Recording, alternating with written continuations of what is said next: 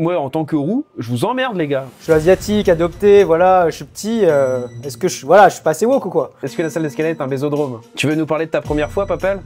La salle d'Arcos Nation, c'était le lieu numéro 1 des rendez-vous Tinder à une époque. Genre, en fait, mec, éteins ta caméra, ferme ta gueule, donne des sous si t'as envie d'en donner. Jean-Baptiste, putain. Bonjour à tous et bienvenue dans Entre Grimpeurs, le podcast escalade le plus solide du game, le plus réel du game, le plus moustachu du game, le plus traction à un bras du game. Ici on parle et on débat de la grimpe dans toutes ses formes jusqu'au plus controversé. Les épisodes sont enregistrés en live le lundi à 18h, donc si vous souhaitez participer à l'émission, tous les liens sont dans la description. Bon épisode! Bienvenue à tous dans ce nouvel épisode d'Entre Grimpeurs, le podcast le plus solide du game. On est de retour à 4, l'équipe est au complet, on est chaud pour vous faire un bon épisode. La semaine dernière, on était un peu tous malades, un peu tous fatigués. Là, on est tous chaud patates. J'espère que les gars, comment ça va? Est-ce que vous êtes en forme? De ouf. Super. Ouais. De ouf. Trop content de vous retrouver, moi. De ouf, ça attends, fait j'ai raté plaisir. 2 épisodes, Ouais. là c'est bon, je suis là. Amel qui nous a abandonné lâchement sur 2 épisodes. Bon, on s'est débrouillé comme on a pu. On est parti un petit peu en cacahuète à des moments, mais on est enfin tous les 4. Bah, C'était trop drôle. il nous a abandonnés pour participer à un autre podcast. J'avoue, il a complètement ouais, retourné ouais, sa ouais. veste. Je suis allé à la concurrence. Il est parti à la concurrence, donc on est en train de prendre des... C'est pas le deuxième podcast de France? En fait, c'est un infiltré. On a envoyé Amael chez la concu pour qu'il puisse voir un petit peu comment ça fonctionnait chez eux et qu'ils prennent toutes les petites infos. C'est un agent double, Amael. J'ai ramené tous les petits tips, c'est comme ça on va pouvoir s'envoler. En tout cas, on est en train de voir si on va prendre des mesures disciplinaires ou pas. On va se réunir et puis voir quelle sera sa punition. En attendant, le thème de ce soir, escalade et accessibilité, inclusivité. On va débattre aussi des mots, de la sémantique. Qu'est-ce qui nous plaît le plus? En gros, est-ce que l'escalade, c'est un sport vraiment ouvert à tous sur une multitude d'aspects? Donc pour en parler, on aura les 3 rubriques de nos 3 mousquetaires ce soir. On va commencer avec Amel qui va nous parler de santé mentale et physique et comment l'escalade peut remédier à ça et comment l'escalade peut être vue comme une thérapie un peu, c'est ça Amel? Exactement, en fait on parle pas assez souvent, mais l'escalade c'est pas que de la perf, il y a aussi le côté thérapeutique qui est de plus en plus au centre en fait des mentalités et de l'état d'esprit des unitiers qui traitent certaines pathologies et certaines maladies notamment. Trop bien. Avec Papel, on va un intitulé assez simple. Le kiff dans la grimpe, plus on est fort et plus on s'amuse. Et il est parti aux toilettes. Non, je suis allé chercher de l'eau. Ce que j'aime bien, c'est que Papel, un coup sur 2, tu te retournes vers son écran, le mec il est ailleurs. Putain, je fais son intro et putain une chaise vide quoi. Bon, change pas Papel, c'est comme ça qu'on t'aime. Et enfin, Baptiste, l'entrepreneur, le king of the business, comme on dit, dans la Silicon Valley. L'inclusivité comme outil marketing, sincérité ou opportunisme, j'imagine que tu vas nous parler de... On peut dire ça, c'est un peu le greenwashing de l'inclusivité, c'est ça? Laver plus blanc que blanc. Voilà, on va se questionner sur ce genre de questions et voir où nous mènent nos raisonnements en tant que grimpeurs. Est-ce que les gars, vous voulez juste représenter un peu vos chaînes, vos médias, vos business et nous partager une petite actu de la semaine? Est-ce que vous êtes allé grimper? Est-ce que... Voilà. Qui veut commencer? Peut-être Amael? Ouais, dans l'ordre. Ouais, dans l'ordre. Eh ben écoute, petite actu de la semaine, c'est aujourd'hui que l'épisode avec Vincent Grimpe est sorti sur sa chaîne. Donc on a grimpé à Blog Coast, donc je vous invite à aller du coup directement sur ses réseaux. Et sinon pour mon actualité, vous pouvez tout retrouver sur Ablock Insta, du coup sur Instagram ou sur Ablock sur YouTube. Il y a pas mal de petites pépites qui arrivent et notamment comme on le disait en off avant le podcast, des petits formats avec 2 nanas hyper chouettes de Grimposphère qui ont un super podcast et du coup pareil je vous invite à aller regarder ce que ces 2 créatrices de contenu proposent. C'est vraiment hyper intéressant et elles vont souvent à la rencontre de personnalités du monde de l'escalade qui ont des messages, des idées, des nouveaux projets et qui font vivre l'escalade d'aujourd'hui et peut-être de demain. Donc voilà, plein de beaux projets, n'hésitez pas à nous suivre sur nos réseaux. Pour moi, Ablock Insta ou Ablock sur YouTube. Voilà, ça me fait grand plaisir de partager avec vous. Ok, Papel, à part aller chercher de l'eau, qu'est-ce qui se passe dans ta life? Moi ça va, j'étais un peu dégoûté cette semaine, il y a eu beaucoup trop de pluie. Du coup, j'ai pas pu aller grimper en falaise, donc ça a fait du bloc inté. Et je me suis explosé le majeur, j'ai trop mal là depuis vendredi. Donc faudra sûrement prendre du repos cette semaine, que ça se remette. Parce que vraiment je douille, hein. Mais sinon sur YouTube, là je suis en train de préparer la prochaine vidéo qui devrait sortir soit en fin de semaine si je suis chaud, mais soyons réalistes, ce sera sûrement au courant de la semaine prochaine où on parlera des pires conseils pour progresser en escalade. Parfait. Et Baptiste, toi? Moi j'étais à Orpierre là pour faire de la Grande Voie et de la Couenne ce week-end, donc j'avais jamais découvert ce site. C'était plutôt sympa. J'ai rencontré l'école de la montagne qui forme des particuliers à devenir indépendants en montagne, donc c'était plutôt intéressant à voir comment on peut collaborer dans le futur. Pour ce qui est d'actualité sur ma chaîne perso, Baptiste Rouche, on va sortir jeudi la vidéo chez YY Vertical, le reportage grand format sur cette entreprise française qui existe depuis plus de 10 ans et qui fait des accessoires d'entraînement, donc ça va être super intéressant. Pour l'actualité de Nival, pas grand chose, hein. On travaille toujours sur la collection estivale, les prototypes vont pas tarder à arriver pour les nouveaux pantalons Gravity, c'est un peu le produit que tout le monde attend. Et sinon, je voulais aussi faire un petit mot sur le sujet d'aujourd'hui, l'inclusivité. C'est aussi pour moi l'accès au sport et peut-être la barrière géographique. Et c'est ce qu'on a essayé de faire avec notre projet Nival Charity de cet été. On a construit une salle d'escalade avec une surface grimpable de 90 mètres carrés dans une ONG au Vietnam, Maison Chance, qui réhabilite des handicapés, mais qui aussi intègre une école au sein de son centre social, car l'école est payante au Vietnam après la maternelle.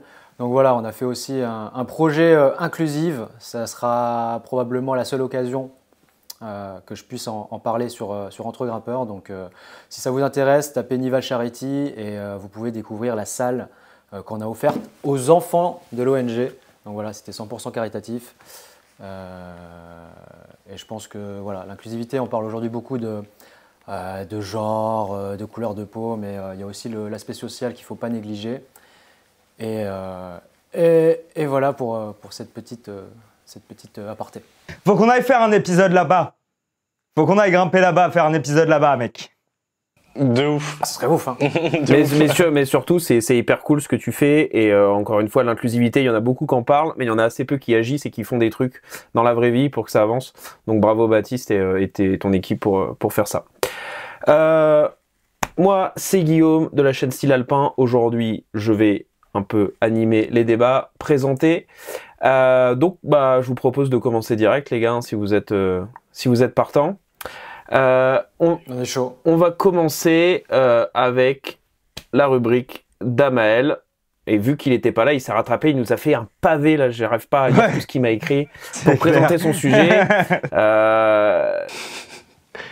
Ça bosse, hein, ça bosse quand c'est pas sur le podcast, t'inquiète que ça charbonne. Hein. Je te laisse y aller, Amael. Explique-nous de quoi tu veux nous parler. Alors déjà, tout d'abord, un peu comme Baptiste a dit, c'est des sujets, je pense, qui nous touchent tous de près ou de loin. Et par mon vécu, en fait, au travers de l'escalade, c'est vrai que l'inclusivité et notamment le fait qu'on puisse utiliser l'escalade comme outil thérapeutique, c'est quelque chose qui me parle parce que j'y suis passé. L'escalade m'a apporté beaucoup, j'en parle très peu sur les réseaux et même dans la vie en général, mais je suis dyslexique, dysorthographique et je tiens à le préciser, diagnostiqué et suivi depuis plus de 20 ans. Ok. Parce que les automédications et oui, moi je suis ici parce que je fais des fautes d'orthographe, on l'a beaucoup et c'est des sujets qui peuvent être compliqués pour les personnes qui sont touchées par certaines maladies quand il y a des gens qui s'autoproclament être de troubles TCA, donc troubles du comportement alimentaire, de dépression ou autre. Donc voilà, en tout cas, il y a beaucoup de gens dans la population qui souffrent de troubles TDAH et 10, et c'est vrai. Et en fait, moi, l'escalade, ça m'a permis aussi d'apprendre sur moi-même et sur mon fonctionnement. et sur le fait que, bah, ok, tu peux avoir des pathologies ou des mécanismes dans son cerveau qui sont différents de la population entre guillemets lambda, parce qu'on a tous nos spécificités. Mais pour le coup, j'étais pendant mes études hyper renfermé. En fait, j'avais du mal à socialement aller vers les autres, parce qu'en fait, la société me renvoyait au cours de mes études. Ouais, mais t'es pas assez bon parce que voilà, t'es nul scolairement parlant, donc tu te sens mauvais, donc tu te dévalorises, et donc c'est très vite facile de te renfermer sur toi-même et te me faire bande un petit peu à part. Et en fait, l'escalade m'a permis de me montrer qu'en fait, tu pouvais être dans un milieu où en fait, tu pouvais être différent, et tant mieux. On cultive ta différence et viens, on va tous échanger, et il n'y avait pas de jugement. Et donc en fait, depuis ces dernières années, on voit beaucoup d'instituts qui se servent de l'escalade pour aider certains patients dans leur développement psychologique et leur approche de soi et leur connaissance de soi. On le voit notamment sur des pathologies comme les troubles du comportement alimentaire, notamment sur le rapport au corps, mais on le voit aussi sur des sujets qui peuvent être assujettis du coup à de la dépression.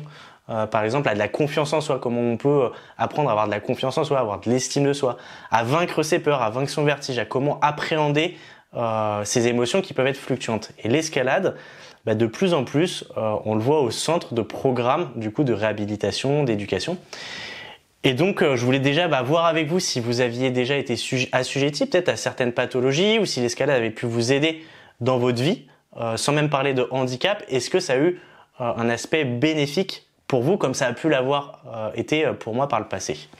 Voilà, je ne sais pas si certains se sentent de prendre la parole ou se sentent à l'aise sur le sujet ou ont des choses à dire là-dessus, mais voilà, c'est quelque chose qui moi m'a beaucoup apporté, donc je pense que c'est important qu'on puisse aussi tous donner notre vision de l'escalade et pas que sur le côté performance.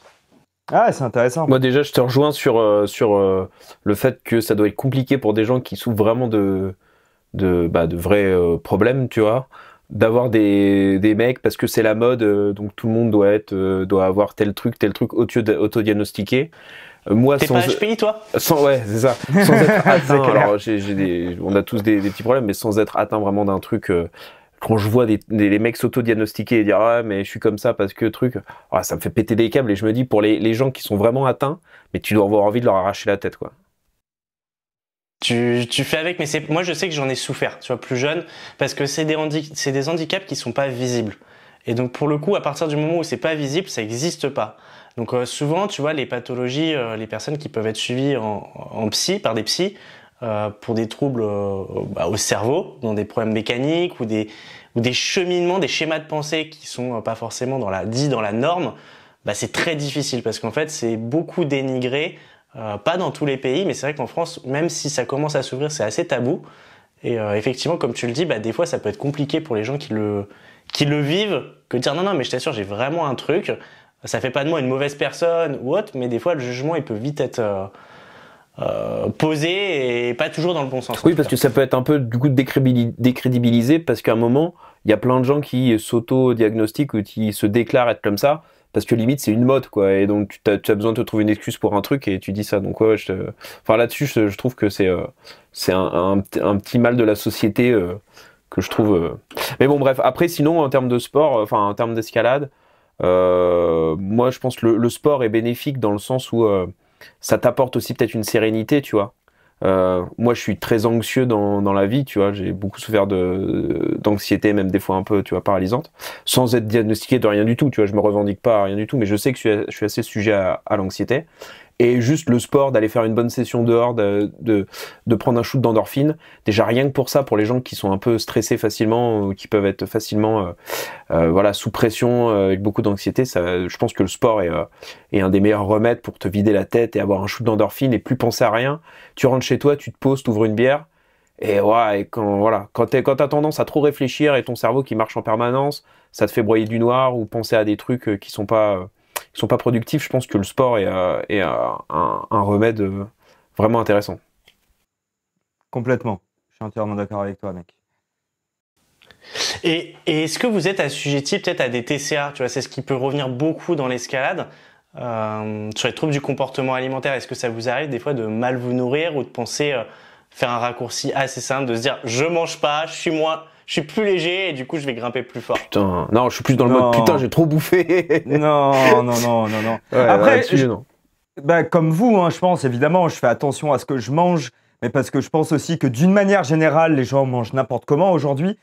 Donc, ça peut paraître un peu hard pour certaines personnes de juste voir en fait que tu vas cuisiner des aliments sains, des aliments qui sont naturels, pas transformés. Mais non, moi, je saute pas de repas, je m'affame pas. Enfin, au contraire, je mange bien, quoi. Mais je pense qu'il y a des fausses Des bons conceptions. vivants. Mais même, il y a une fausse conception par rapport à ça. Tu vois, moi, tous les gens que je côtoie qui font beaucoup de sport, mais quand je dis beaucoup de sport, c'est par exemple, je pense qui font de la salle de crossfit vraiment tous les jours, enfin vraiment avec de la grosse dépense énergétique.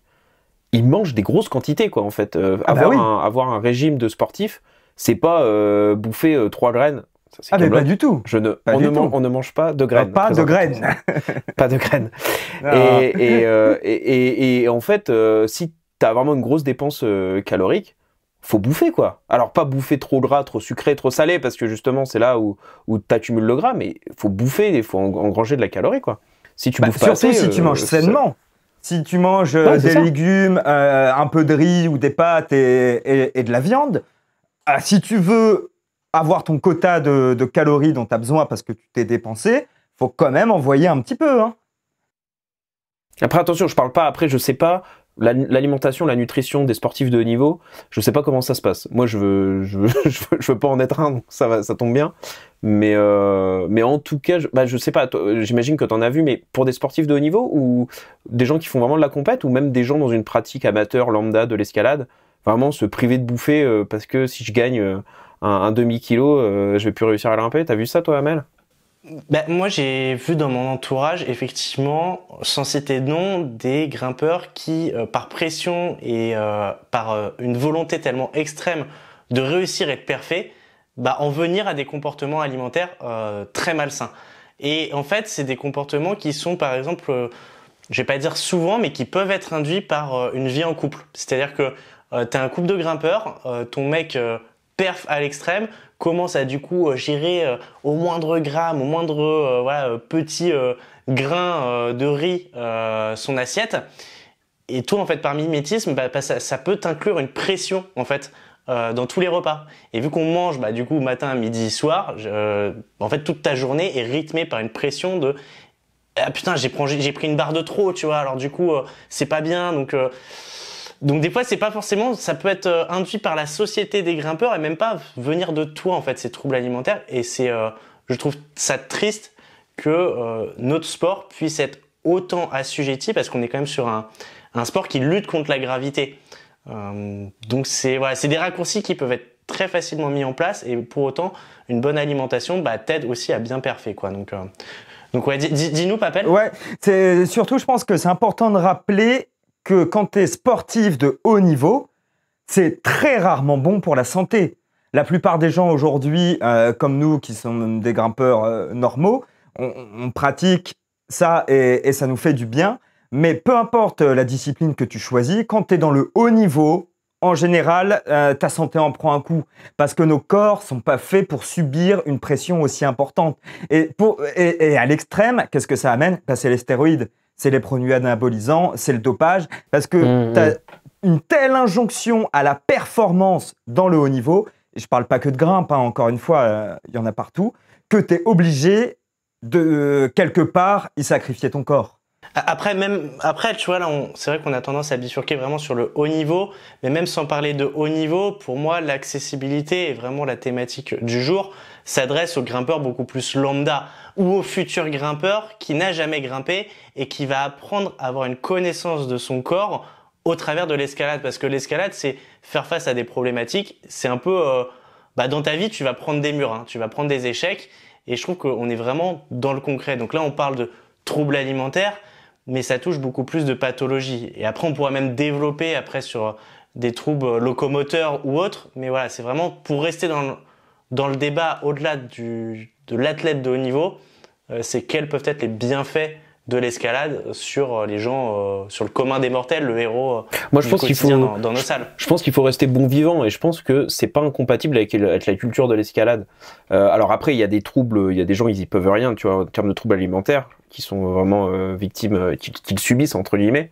Mais pour moi, se mettre la pression en mode, ouais, je me suis mis à la salle de bloc, donc du coup, je vais peser tout ce que je fous et tout. Enfin, pareil, d'un point de vue historique, les gars, quand ils étaient dans une paroi pendant 3 jours, ils bouffaient 3 carrés de chocolat et comme on avait dit l'autre fois, 1 litre d'eau à 2, tu vois. Mais par contre, ils rentraient dans la vallée, ils déglinguaient 3 côtes de bœuf chacun et ils se bourraient la gueule jusqu'à 5 heures du mat. Tu vois, parce qu'ils savaient vivre. Et puis l'escalade, c'était un mode de vie, mais c'était un mode de vie où t'es pas un espèce d'ascète chez toi comme ça, à boire un verre d'eau, à rien bouffer, de peur de te dire je vais prendre 3 grammes qui va me faire moins bien. Enfin, tu vois, il y a une conception aussi, pareil, je dévie un peu, mais sur le trail running, tout le monde dit ouais, le trail running, les mecs ils sont hyper affûtés, ils courent pendant 150 bornes, ils font gaffe à tout.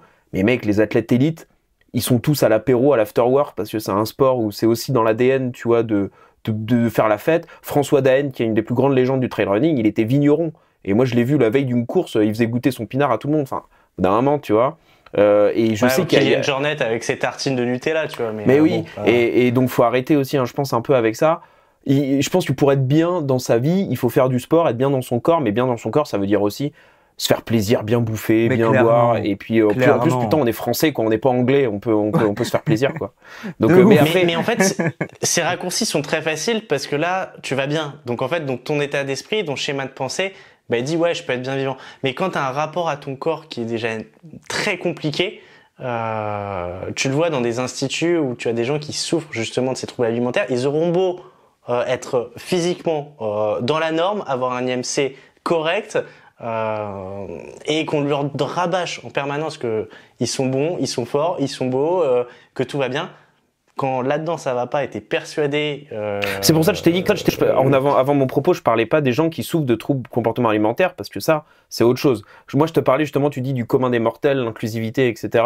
Je pense que faut pas voir se dire si je me mets à l'escalade, va falloir que je fasse hyper attention à tout ce que je mange d'un point de vue de quelqu'un qui ne souffre pas de ces troubles de comportement alimentaire. Tu vois ce que je veux dire? Mais je pense surtout qu'au-delà de tout ça, si tu as vraiment des TCA, faut avoir un suivi psychologique assez important. Faut pas espérer que la grimpe, par miracle, va te résoudre tous tes problèmes. Faut aller voir des professionnels de santé et écouter des gens qui connaissent beaucoup mieux leur sujet que nous. Quand même, au cas où il y ait des gens qui pourraient écouter le podcast, qui nous écoutent, genre, prenez pas ce qu'on dit forcément trop au pied de la lettre. Allez voir des professionnels de santé. Sur des sujets comme ça, je pense que c'est quand même important de le rappeler. Moi, ce que je voulais dire, Amel, c'est que... Et l'escalade, comme je le dis, pour revenir à ce que j'ai un peu évoqué au début, c'est un outil dans tout un protocole médical et qui est encadré avec des psychomotriciens, des psychologues, des psychiatres. Voilà, c'est juste une partie des séances du suivi qui va te permettre peut-être, on l'espère, d'aller mieux par la suite. Moi, c'est juste pour recontextualiser, Amel, je voulais juste parler de, tu vois, est-ce que l'escalade peut pas créer justement des troubles par des gens? Moi, je prends l'exemple de quelqu'un qui se met à l'escalade et qui rentre direct dans une démarche, en gros, il faut pas que je mange, il faut pas que je grossisse parce que l'escalade, ceci, cela. Et là, ça crée des troubles. Donc, mon discours, c'était dans le sens, faut aussi arrêter de se prendre la tête, c'est dans une pratique amateur. Faut aussi se faire plaisir et le sport et manger normalement, correctement, mais aussi se faire plaisir, ça fait partie du truc. Donc dans le sens que faut pas que le sport, même à haut niveau, te lance dans une spirale négative de troubles du comportement, quoi. Non, clairement. Je pense que l'escalade, ça résout quand même pas mal de problèmes, hein. En tout cas, moi personnellement, comment je l'ai vécu, ça m'a fait beaucoup de bien dans une période dans laquelle où j'étais plutôt dans le déclin. Ça m'a donné une routine sportive, moi qui n'ai jamais fait de sport avant mes 25 ans. Et c'est vrai que ce point de vue-là, ça m'a permis d'être quand même me construire mentalement. Là, ça revient un petit peu au podcast d'il y a 2 semaines, le mental en escalade, parce que tu n'es pas en compétition comme un sport collectif avec les autres. Tu es en compétition avec toi-même. Donc moi, ça m'a permis de me confronter à mes propres limites, à mes propres démons, et à être compétitif envers moi-même, et ce qui m'a permis de récupérer un peu ce que j'ai appris en escalade pour construire des projets qui m'ont permis d'aller mieux dans ma vie, tu vois, qui m'ont clairement l'escalade, ça m'a clairement donné un objectif de vie dans une époque où je pensais qu'à me laisser vivre. Je comprends tout à fait. On a dans le chat certaines questions concernant justement la nutrition, si vous avez des tips de votre côté. Moi, je suis pas nutritionniste, donc je m'abstiendrai de faire des commentaires. Ouais, c'est un peu pareil. Moi, la seule chose que sur laquelle je fais attention parce que je suis un bon vivant, que j'aime bien boire, j'aime bien manger, c'est de me dire est-ce que j'ai fait suffisamment de sport sans chercher à calculer quoi que ce soit, mais est-ce que dans ma semaine, j'ai suffisamment fait de sport pour me dire bon bah là, je peux manger sans contrainte. Tu vois, c'est vraiment ça, c'est de se dire je veux pas avoir une pression, je veux me faire plaisir dans mon alimentation, du coup, je fais beaucoup de sport. Mais ça s'arrête là, hein. Franchement. Ouais, j'irai pas te dire que mon alimentation est la plus saine du monde, loin de là. Après les gars, voilà, je pense qu'il faut de votre quotidien. Hein, il faut manger déjà, des trucs que tu as envie de manger déjà. Donc moi par exemple, j'aime beaucoup le thon, tu vois, le thon et les tomates, j'adore ça, tu vois. Il y a des personnes qui détestent. Bon, mais faut trouver le truc qui pendant la semaine, tu vois, pour garder un truc un peu diète, pas trop gras, je pense. Mais voilà, et il faut trouver les trucs qui te conviennent. Après, chacun est différent. Mais je pense le fait de se priver et surtout, tu vois, moi je sais pas les gars, je sais pas vous, mais moi je suis pas trop fan, tu sais, des alimentations un peu toutes faites à base de, tu vois, les gels ou prendre des compléments alimentaires et tout. Je pense qu'en vrai, si juste t'achètes des bons produits frais et que tu te fais un peu l'effort de cuisiner, ça change tout en fait.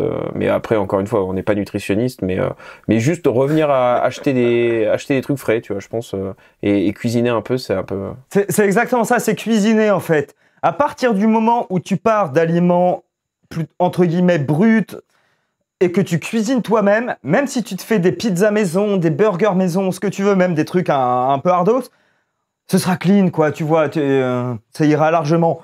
Après, évidemment que si tu achètes que des plats préparés, que tu vas 8 fois par semaine au fast-food, là, ça va être compliqué. Mais si t'es pas dans ces extrêmes-là, il n'y a pas besoin de trop se prendre la tête. Enfin, mange normalement et tranquille, quoi, tout ira bien. Et faites votre potager, les gars. Jardiner pour aller mieux aussi dans la tête, c'est très bien. Tu fais 2 heures de jardinage. C'est vrai. C'est hyper vrai, mec. Je suis tout à fait d'accord avec toi. T'es relax après. Amel, juste pour revenir à ton sujet, moi j'ai pensé à autre chose. Je pense que c'est aussi, ça te permet de faire confiance aux autres, tu vois. Que l'escalade, c'est pas un sport collectif, c'est individuel, donc tu te bats contre toi-même, mais en même temps, tu peux pas le pratiquer seul. Et du coup, t'es obligé de le faire avec des gens et à qui tu donnes ta vie, hein, forcément, hein, quand le mec qui t'assure. Et donc peut-être des gens qui ont du mal à faire confiance aux autres ou qui n'ont pas confiance en eux-mêmes et du coup qui font pas confiance aux autres. Je pense que de ce point de vue-là, ça peut être intéressant. Tu vas trouver un mentor, quelqu'un qui t'apprend et à qui tu vas faire confiance pour apprendre la sécu, tu vois, qui est quand même la base du truc. C'est pour ça que je parlais en fait du coup dans les protocoles de santé, en tout cas qui sont gérés par des professionnels du monde de la santé, il y a aussi ce rapport non seulement à soi mais aussi aux autres, dans la gestion des émotions, dans la peur, dans le fait de faire confiance, tout ce qui va être lâcher prise, où tu dis bon bah ok, bah là pour grimper, quand je suis avec une corde, bah, le gars qui est en dessous, bah, je suis obligé de lui faire confiance parce que si je tombe, bah, c'est lui qui a ma vie entre ses mains. Et je trouve que c'est une vraie école de la vie, l'escalade, c'est un sport qui est vraiment complet.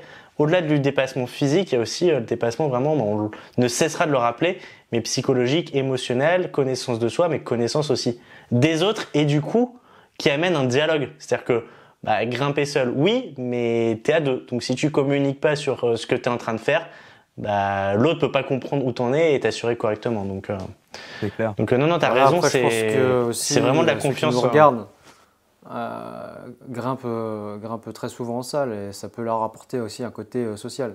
Tu parlais que c'est un sport où tu as besoin de quelqu'un, mais pas en escalade de bloc. Pas en escalade de bloc. Moi, je connais des gens, ils vont grimper en extérieur tout seuls, tu vois, pour être en paix, être en harmonie avec les éléments. Mais en tout cas, d'un point de vue social, si vous êtes un peu réservé et timide, vous allez trouver des gens quand même bienveillants et de bons conseils pour vous aider à évoluer dans une salle. Donc je pense que c'est aussi Là, il y avait un article un petit peu putaclic de Marianne. Le bésodrome. Encore des journalistes qui parlent. Bref, et oui, oui, c'est des lieux de rencontre. Après, ça n'a pas forcément à vocation à être des lieux de rencontre pour sexualiser tout et n'importe quoi, mais en tout cas, tu peux te faire des vrais compagnons et des vrais amis dans une salle. Clairement. Sujet de la semaine prochaine, est-ce que la salle d'escalade est un bésodrome? La salle d'Arcos Nation, c'était le lieu numéro 1 des rendez-vous Tinder à une époque. Ah, mais ça Donc, m'étonne pas, mec. Hein. Oui, effectivement, c'est un fait parce que ça facilite forcément le contact, les rencontres, mais les encore, échanges. ça, Mais au-delà de c'est ça, des trucs parisiens, ça, tu vois. ouais, mais Ça, c'est- au-delà de ça, l'escalade, c'est quand même une grande C'est comme famille, les gens grèves, sont tu vois, cool. ça n'arrivera qu'à Paris. C'est encore dans la capitale où il y a toute une dégénérescence de la vraie vie sociétale. C'est complètement décorrélé à ce qu'on vit dans toute la France. Après, il y a un truc aussi auquel on pense pas forcément, c'est que quand tu es débutant, l'accessibilité à certains profils, notamment quand ils viennent d'être ouverts, des fois c'est pas si simple parce que t'as tous les entre guillemets forts qui vont monopoliser, tu vois, les nouveaux blocs. Et toi, en tant que débutant, va t'imposer là-dedans, même si nous on sait qu'on va pas juger, que généralement les gens sont plutôt cool et ouverts. Il y a un truc de la peur du regard des autres, du jugement, de ouais mais les gars ils sont dans des blocs durs de la salle et moi je vais faire les blocs faciles. C'est dur de passer à travers les 5-6 grimpeurs qui sont assis autour du bloc et voilà. Mais faut vraiment passer outre et pas hésiter à demander si tu peux grimper et ouvrir le dialogue en fait. Pas hésiter à discuter et en fait ça se passe bien. Ouais. Mais après, si t'es débutant, tu t'en fous un peu de faire le nouveau secteur, non? Moi, je me souviens quand... Mais ça dépend. Quand t'es débutant et que tu grimpes régulièrement, forcément t'as fait le tour des blocs débutants ou en tout cas des blocs plus faciles dans ta salle. Donc t'as aussi envie d'avoir ta nouveauté à toi. Ouais, je comprends. Après, je suis un peu biaisé dans le sens où moi, j'aime vraiment pas grimper quand il y a du monde. Je fais mes séances le matin, comme ça, il y a personne. Et moi, dès qu'il y a du monde, je fuis en fait. J'aime vraiment pas ça du tout. Et si je vois qu'il y a trop de monde dans un secteur, parce que il vient d'être ouvert, je vais faire autre chose. Je m'en fous complètement. En tout cas, voilà, c'était un peu le sujet que je voulais aborder, même si on fait un peu le tour. Après, on peut aller plus loin, tu vois, on en a déjà parlé, mais footing vertical avec des accessoires aussi qui sont amenés pour le handisport, qui facilitent l'escalade. Voilà, c'est l'accessibilité à l'escalade, elle est faisable, quelles que soient les personnes, quels que soient les profils. C'est un sport qui apporte beaucoup de choses et c'est chouette pour ça. Totalement. Merci Amel, c'était un sujet hyper intéressant. J'espère qu'on n'a pas trop dévié du sujet, mais en tout cas ça nous a intéressé. Et du coup on va passer à Papel pour son sujet. Donc tu veux nous demander si dans la grimpe, est-ce que l'amusement est proportionnel à ton niveau quoi. En gros si t'es débutant tu t'amuses pas est-ce qu'il faut être fort pour s'amuser en gros. J'ai bien compris. C'est un petit peu ça. Je pense qu'on est beaucoup aujourd'hui à grimper avant tout pour rechercher du plaisir. Fondamentalement, à part les grimpeurs pros, les grimpeurs très très forts, qui eux cherchent la perf à tout prix, cherchent absolument une croix à mettre dans leur carnet. Nous, les grimpeurs normaux, on grimpe pour se faire plaisir. Et c'est quelque chose qu'on dit souvent, hein, quand on grimpe, le plus important c'est de s'amuser. Alors moi je dirais peut-être pas forcément s'amuser. Faux, c'est de faire la croix. Faux, totalement faux. Peut-être pas forcément de s'amuser, mais en tout cas de rechercher du plaisir. Et est-ce que vous trouvez, vous, que plus vous progressez, plus votre niveau évolue, plus vous allez justement réussir à prendre du plaisir, quelles que soient les voies?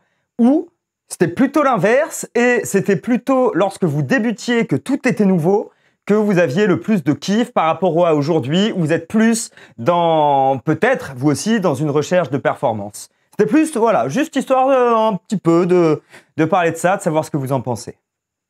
Ouais, moi au début, j'ai vraiment tryhard, hein. Je me faisais des grosses séances 3-4 fois par semaine, plus de 3 heures, 3-4 heures à la salle, parce que j'avais vraiment envie de progresser pour atteindre un niveau dans lequel je pouvais vraiment me faire plaisir. Donc en fait, si on parle du passé, oui, effectivement, la période V4, en français 6B, la période 6B, c'était incroyable, hein. Je pouvais passer des séances à travailler une 6B et à la rentrée à la fin, et j'étais super content. Après, aujourd'hui, ce qui est intéressant, c'est que dans la progression, j'ai développé quand même un bagage technique beaucoup plus approfondi que quand je faisais des 6B à la force. Donc maintenant, je peux faire des 6B avec une gestuelle de grimpe quand même plus harmonieuse, avec moins d'efforts. Et c'est ça qui me fait kiffer. En fait, aujourd'hui, je suis peut-être beaucoup moins fort qu'avant en termes de force physique pure. Mais en termes de technicité, tu vois, je me fais beaucoup plus plaisir. Et je l'ai remarqué, tu vois, ce week-end en partant en falaise et là faire la grande voie CETA, tu vois, avec 3 longueurs de CETA. J'ai d'ailleurs réussi la deuxième longueur sans être pris sec. Et il y avait vraiment de la gestuelle que tu peux trouver qu'en falaise sur des petits picots, des petits arquets où il faut vraiment être sur la pointe des pieds et trouver le futur falaisiste.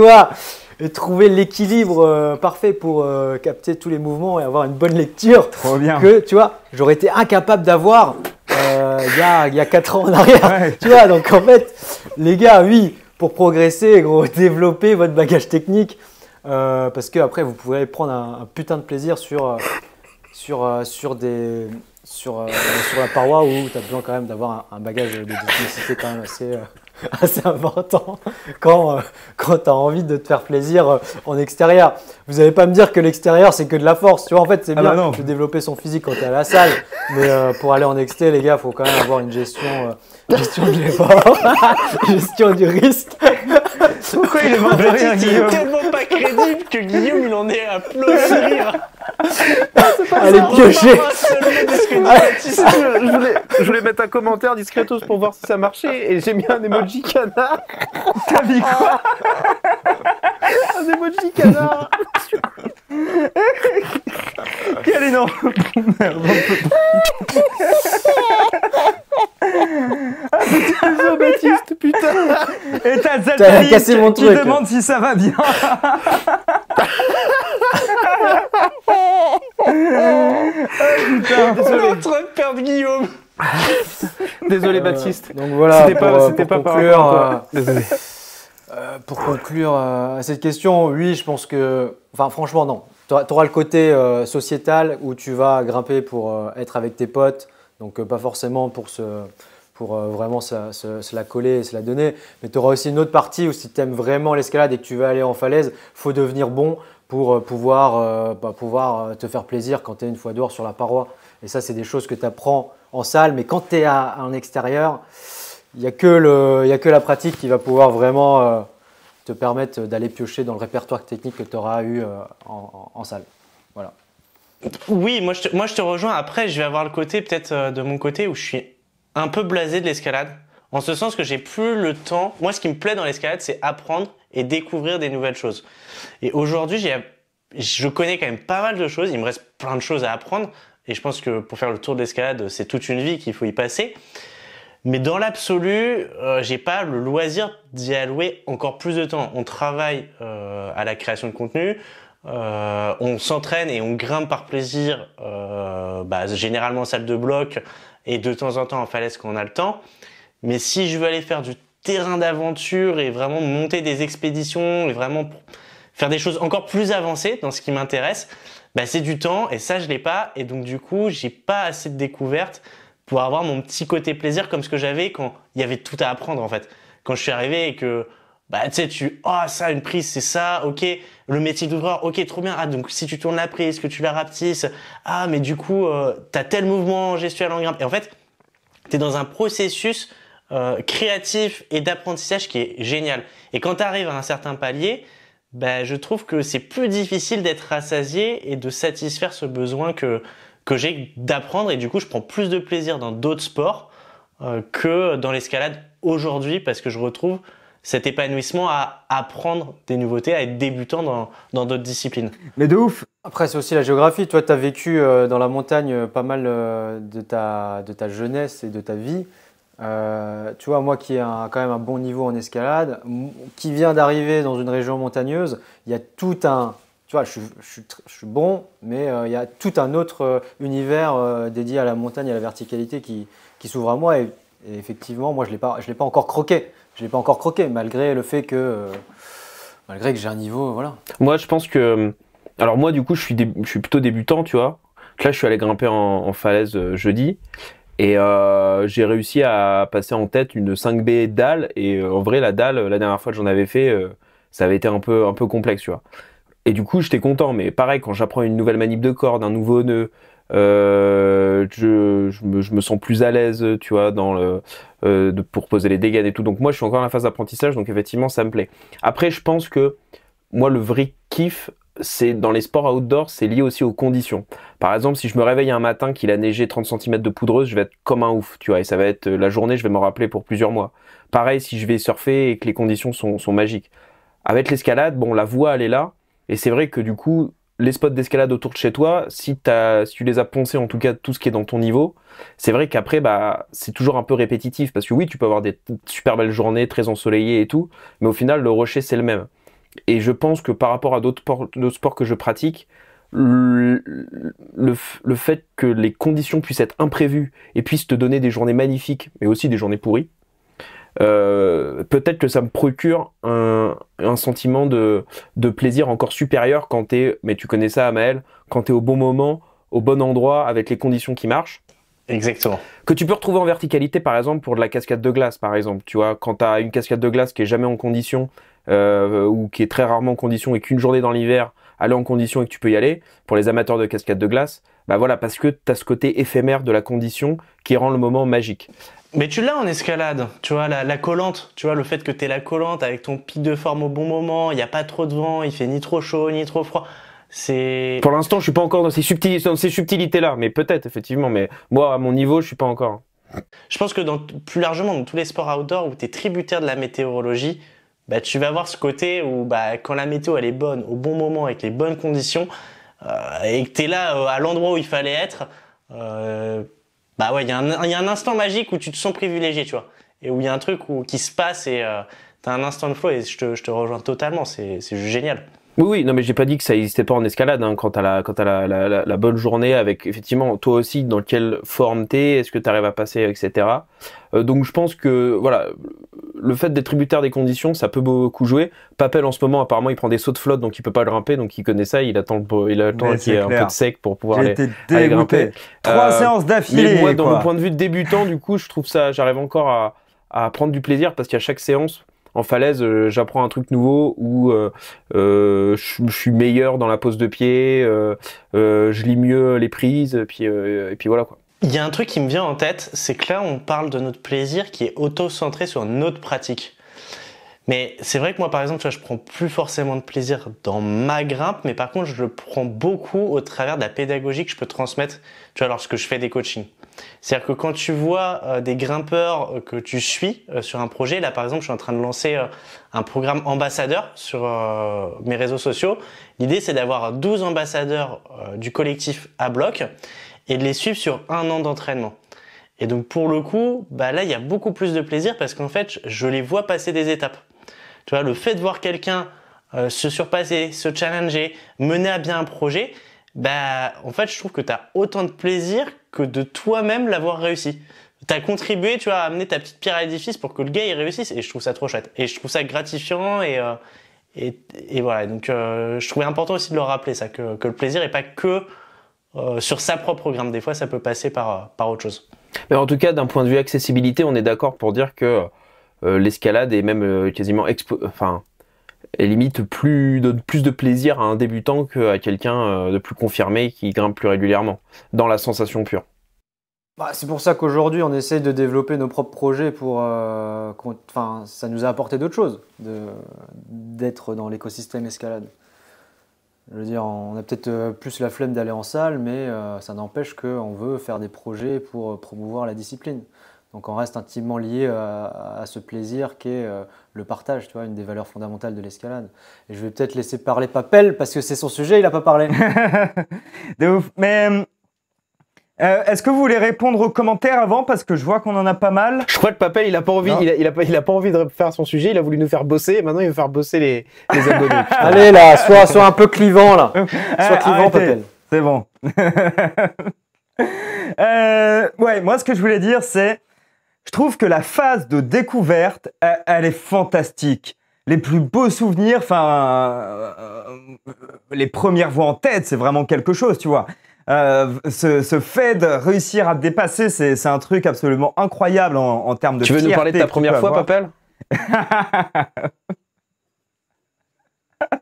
C'est abusé. Mais Mine de rien, ce que ça entraîne aussi, c'est qu'au début, t'as pas mal peur. Enfin, moi, en tout cas, je sais que j'avais super peur à la fois de la hauteur, sur le fait de grimper en tête. Et objectivement, je pense que ce que je kiffe vraiment aujourd'hui, c'est que je peux aller sur à peu près n'importe quelle falaise. Si c'est du 5 ou du 6, bah voilà, je sais que ça va être assez tranquille, que je peux sortir la voie à la journée. Si c'est à partir du 7, bah c'est quelque chose que je peux travailler. Si c'est plus, bah j'y vais pas, tout simplement.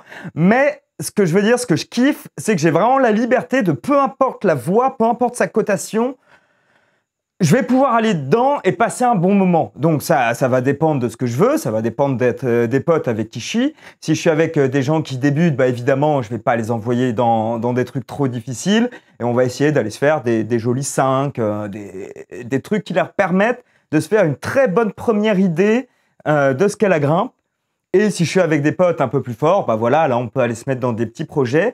Et je trouve ça vraiment cool aujourd'hui de plus être limité par l'appréhension que je pouvais avoir, que ce soit par rapport à la hauteur, par rapport à une cotation, ou je sais pas quoi. C'est ça que vraiment aujourd'hui j'aime trop dans l'escalade.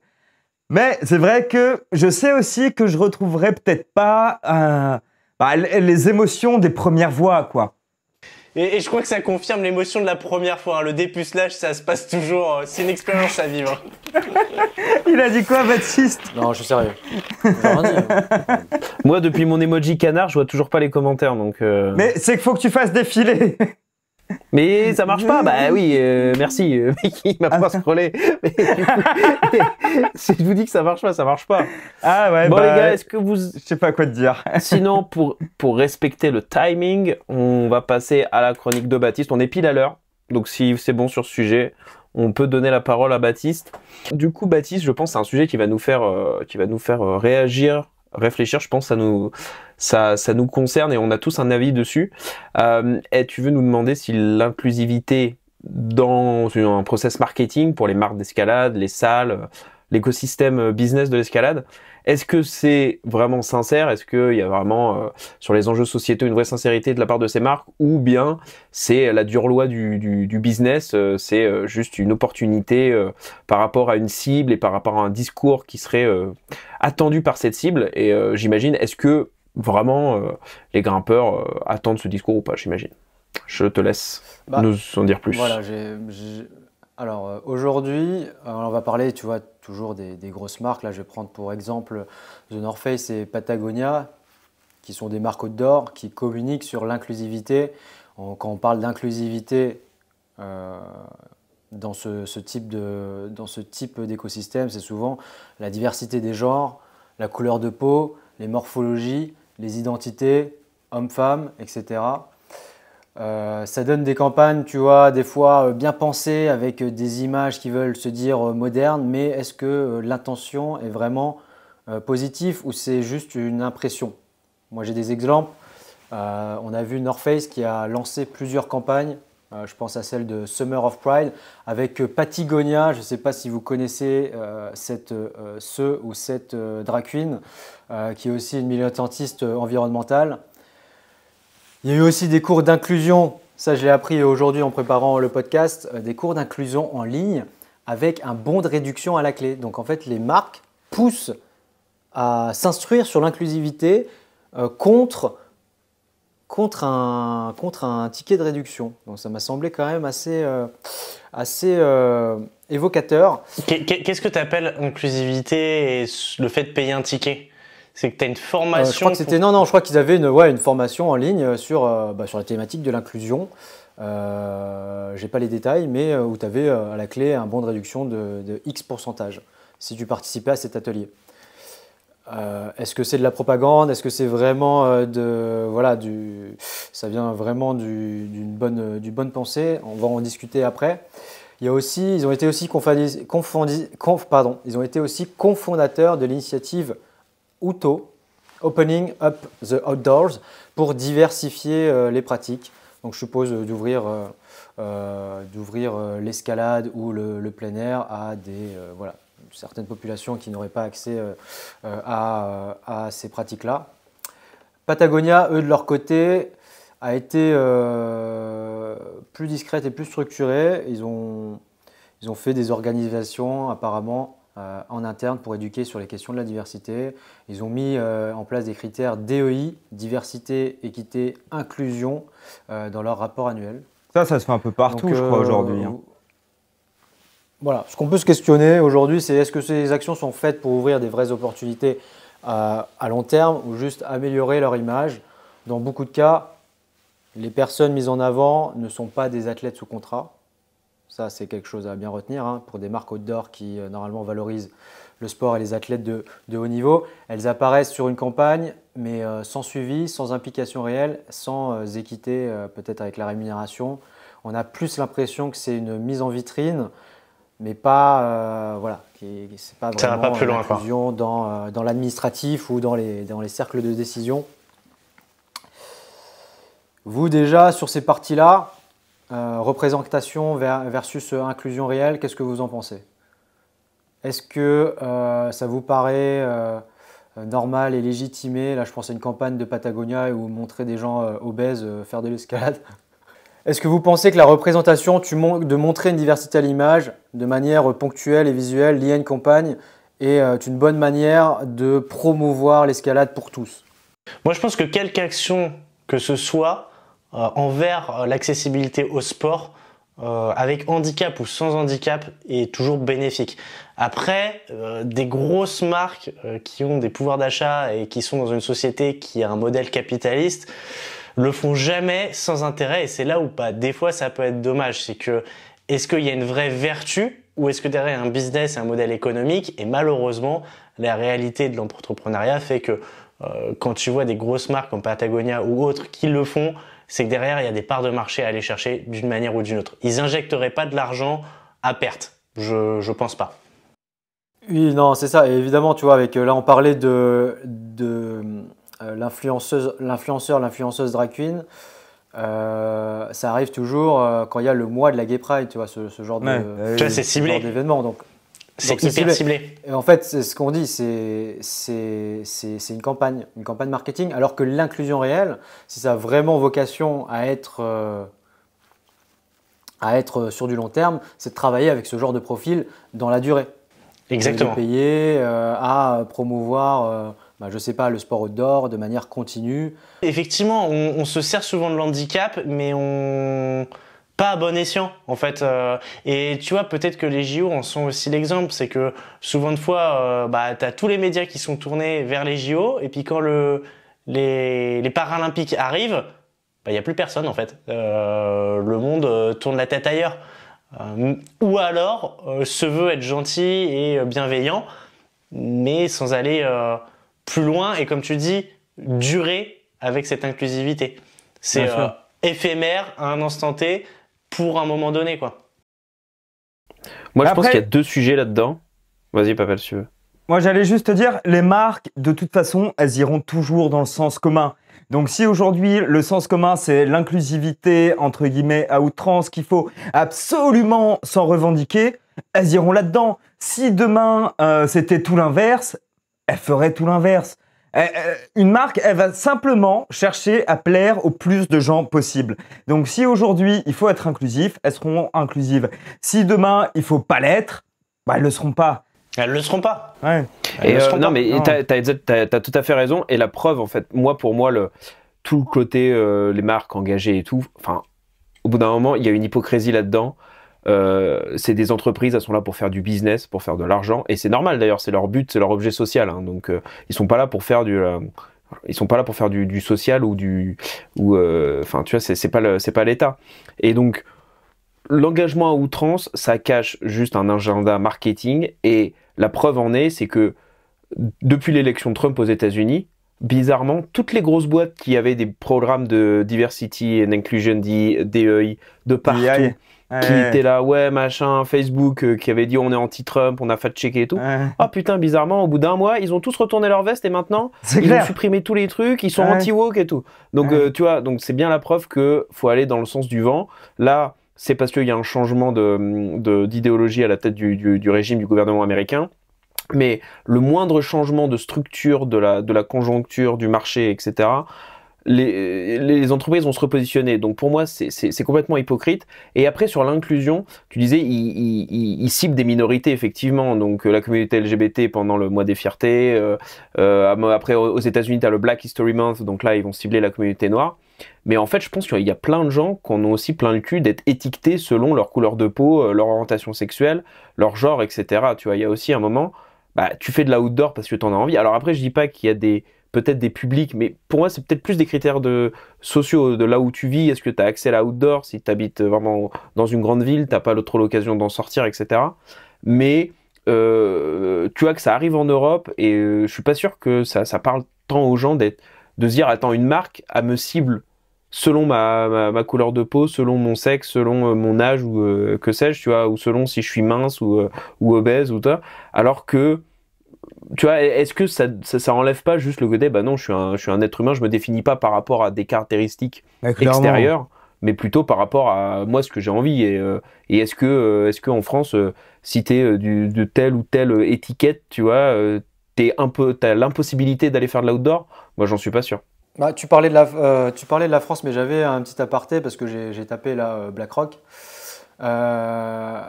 Finalement, tu as raison, ça suit un agenda politique. La personne qui est à la tête du gouvernement aujourd'hui en Amérique a changé complètement de bord politique. Et là, j'ai la data. Tu vois, on parlait de DEI, un truc. DEI pour ceux qui arrivent, c'est une espèce de quota diversité, équité, inclusion. Qui était poussé par BlackRock, le plus grand gestionnaire d'actifs au monde. Et là, je lis qu'en février 2025, l'entreprise a annoncé la fin de ses objectifs spécifiques de représentation en matière de diversité et a intégré à son équipe DEI un nouveau département appelé Talent and Culture. Ah, mais il y en a plein comme ça.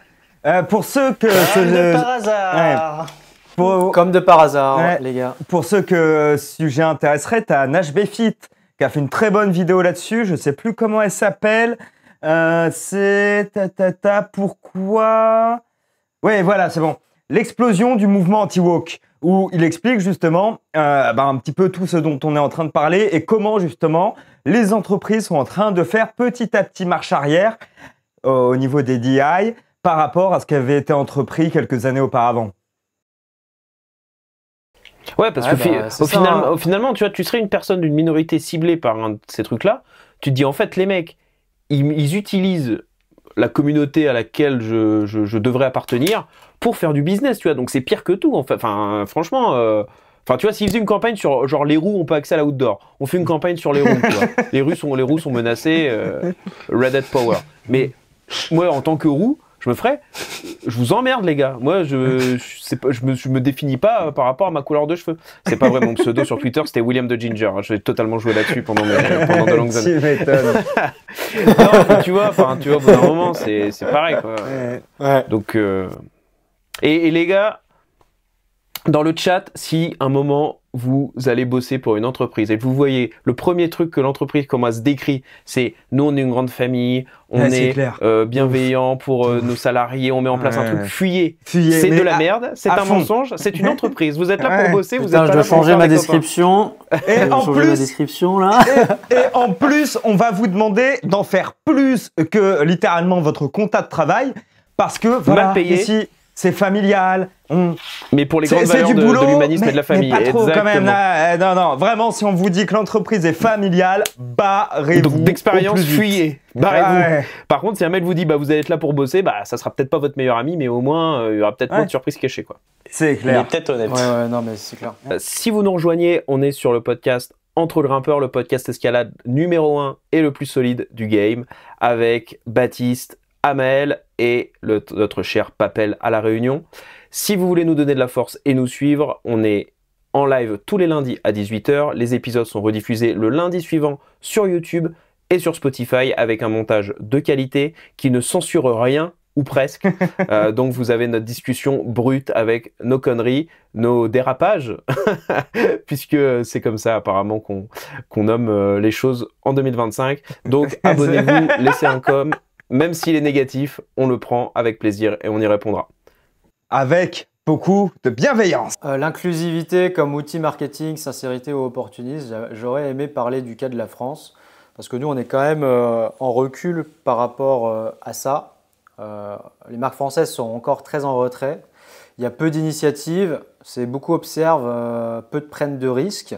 Parce que je pense que l'inclusivité est moins intégrée dans la culture d'entreprise française, souvent parce qu'il y a une peur de buzz ou parce que le sujet n'est pas perçu comme prioritaire dans l'écosystème outdoor français. Qu'est-ce que vous en pensez? Qu'est-ce que vous en pensez de ça en tant que Français, tout simplement? Est-ce que notre culture défend l'inclusivité? Est-ce que c'est inscrit dans notre patrimoine? Si on parle sur les salles d'escalade, moi il y a un truc qui m'avait marqué quand j'ai voulu ouvrir une salle du coup en franchise, c'est ce qu'on appelle quand tu ouvres une salle qui accepte et qui ouvre au public, on a des normes ERP, établissement recevant du public. Et moi je me souviens qu'on avait des contraintes qui faisaient qu'on ne pouvait pas choisir certains bâtiments parce que par exemple, tu peux pas accueillir quelqu'un qui est en fauteuil roulant. Est-ce qu'on a vu beaucoup de grimpeurs en fauteuil roulant dans une salle de bloc? Non. Et pour autant, c'était des obligations légales pour pouvoir ouvrir ta salle que de pouvoir accueillir tout type de public. Donc ça voulait dire, si tu pouvais pas mettre de rampe d'accès, de créer un ascenseur. Et les coûts d'un ascenseur en termes de logistique, d'opérationnel et d'installation, c'est hyper cher. Donc je trouve que en France, contrairement à certains pays, là-dessus, bien ou pas bien, des fois ça peut être négatif, en tout cas pour les aspects commerciaux et se priver d'un bien pour une personne qui viendra peut-être dans l'année. Mais je trouve ça chouette qu'au moins ce soit une obligation légale quand tu ouvres au public que d'avoir des accès handicapés pour pouvoir accueillir tout le monde et pas laisser sur le carreau certains profils de potentiels futurs grimpeurs. Mais ça, t'as raison, et ça, c'est concret, tu vois. Après, je pense que par rapport aux États-Unis, d'où la folie un peu des DEI est partie, c'est une société qui se constitue et qui se considère elle-même avec des communautés. Et donc, nous, en France, on est plus une communauté nationale. T'es français et on fait pas la différence selon ta couleur de peau, etc., d'où tu viens, ce que tu fais dans la vie. Donc, je pense qu'on a tendance aussi à se mettre à importer cette mentalité américaine qui correspond pas à la France, tu vois, entre guillemets. En France, il y a personne qui interdit des femmes de rentrer dans une salle, liberté, égalité, tu vois. Ouais, mais pour moi, des fois, on imagine, on fantasme des barrières, des limites pour les gens. Et je trouve qu'en France, honnêtement, c'est un pays qui est pas du tout, qui est assez, qui est aveugle aux caractéristiques physiques des gens, quoi. On s'arrête pas à ça. Non, donc on importe des fantasmes qui sont un peu américains pour moi sur certains trucs, tu vois. Quand je vois des gens dénoncer. Après, on est quand même au centre du monde et peut-être que l'inclusivité va se faire par rapport à des questions sociétales plus comme l'immigration. Oui, mais en France, tu vois, il y a pas de. J'ai pas l'impression qu'il y a un sujet. Tu vas dans une salle d'escalade, tu te dis pas. Après, c'est ce que je disais. C'est pas perçu comme prioritaire dans l'écosystème outdoor. Après, ça reste quand même, tu vois, l'immigration, un gros sujet sociétal en France, même l'égalité homme-femme. Mais je trouve que le secteur outdoor dans sa globalité est assez sensibilisé à ces enjeux-là. Et on voit beaucoup d'associations qui offrent des trucs comme ça. Là, tu lisais un bouquin sur les femmes en alpinisme. Moi, je pense que ça va être le gros sujet de ces prochaines années, l'égalité homme-femme dans le sport outdoor. Oui, de plus en plus. Pas forcément, tu vois, les sujets comme l'immigration, etc.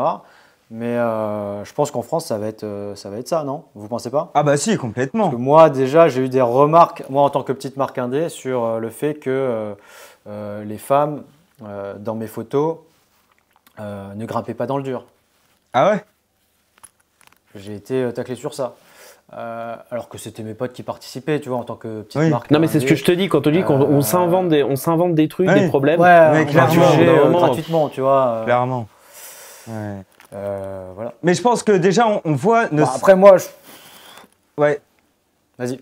Moi, j'ai l'impression que cette inclusivité, cette égalité homme-femme, on y arrive de plus en plus, ne serait-ce qu'au niveau des noms, des voix. Tu avais certains noms de voix qui étaient extrêmement macho, où c'était des grosses voix bien graveleuses, bien sexistes, comme il faut. Je pense que des noms comme ça, aujourd'hui, ça passerait plus. Il y aurait, je sais pas, un droit de veto, on pourrait moins se permettre ça, quoi. Bon, après, ce que j'aime bien, moi, dans les mouvances en France sur l'inclusivité, c'est que c'est porté par des personnes qui ont eu vraiment tu vois, des problèmes par rapport à ça. Enfin, moi, c'est ça, mon point de vue perso en tant qu'entrepreneur.